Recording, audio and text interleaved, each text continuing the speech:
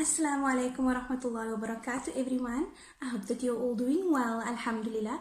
Welcome back to Madrasa, and today we will be doing the story of Nabi Sulaiman alayhi salam. But before we start with that, we put our hands together and recite Surah Fatiha. Suratul Fatiha. A'udhu billahi minash shaitanir rajim. Bismillahir rahmanir rahim. Alhamdulillahi rabbil alamin. الرحمن الرحيم مالك يوم الدين إياك نعبد وإياك نستعين اهدنا الصراط المستقيم صراط الذين أنعمت عليهم غير المغضوب عليهم ولا الضالين آمين رب اغفر لي ولوالدي آمين. Let's start the story of Nabi Sulaiman alayhi salam. Nabi Dawud had a son called Sulaiman. Nabi Sulaiman was a very intelligent boy who grew up to be a very wise man. After his father had died, he was made the king of his land. Sulaiman was also a prophet of Allah. Allah gave him the gift of communication with animals and birds. He could also speak to and command jinn. He had an army of lions, tigers, birds, men and jinn. So Nabi Sulaiman could speak to animals and he could understand animals.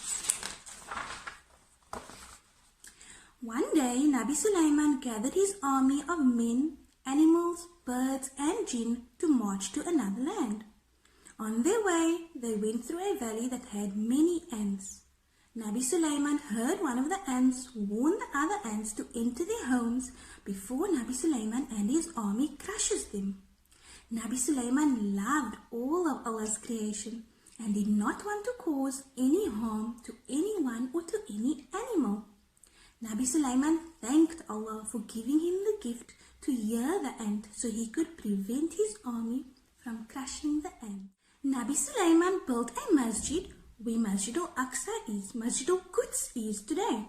He wanted to also build channels of water flowing through his city. He needed to first find enough water springs to supply the channels. He sent a hoopoe bird to find water springs. The hoopoe bird was late in returning, and when the hoopoe bird did return, it brought news of something Nabi Sulaiman knew nothing of. The hoopoe bird told him of the land Sheba, ruled by a queen named Bilqis. They did not worship Allah, but worshipped the sun. Nabi Sulaiman sent the hoopoe bird back to Queen Bilqis with a letter.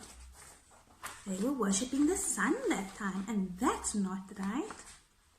The hoopoe bird delivered Nabi Sulaiman's letter to Queen Bilqis. The letter asked Bilqis and her people to become Muslim. Queen Bilqis sent some of her people with gifts for Nabi Sulaiman. Nabi Sulaiman returned the gifts and told them to tell Queen Bilqis that if she and her people did not return to Allah in worship, then he would make war against them. Queen Bilqis and her people were very afraid of Nabi Sulaiman and his army. She chose to visit Nabi Sulaiman and make peace. Nabi Sulaiman heard of this visit and asked his most powerful jinn if any of them could bring the queen's throne to him before she arrived. One of them said he could do it within the blink of an eye, and so he did it.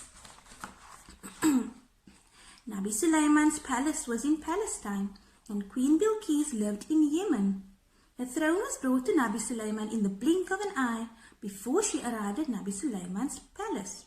They disguised her throne and asked her if this throne looked like hers. She said it does look like hers. She was very amazed. Bilqis then entered an area of the palace that had a glass floor with water underneath.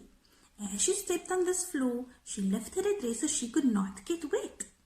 She was amazed that it was not water but a glass floor, and she did not get her clothes or feet wet. All of this made her understand the beauty and knowledge that only Allah could have given Nabi Sulaiman. Bilqis then became Muslim. Nabi Sulaiman had many jinn working for him. Allah made it possible that they would obey Nabi Sulaiman. Some of the jinn felt that they were more powerful than humans and they could see the unseen and predict the future. That's not right. Allah put these bad jinn under Nabi Sulaiman's command. And Nabi Sulaiman would sit and watch the jinn making all types of different things for him. Allah gave Nabi Sulaiman a fountain of melted brass, which the jinn would use to make amazing things, such as huge basins, pots and cups. They also built amazing buildings and rooms. One day, when Nabi Sulaiman was sitting and watching the jinn at work, Allah caused him to pass away. He died while sitting and leaning on his stick. This stick kept Nabi Sulaiman upright in his seat, making it look as if he was still alive. A worm came and ate holes in the wooden stick until it collapsed, causing Nabi Sulaiman's body to fall down.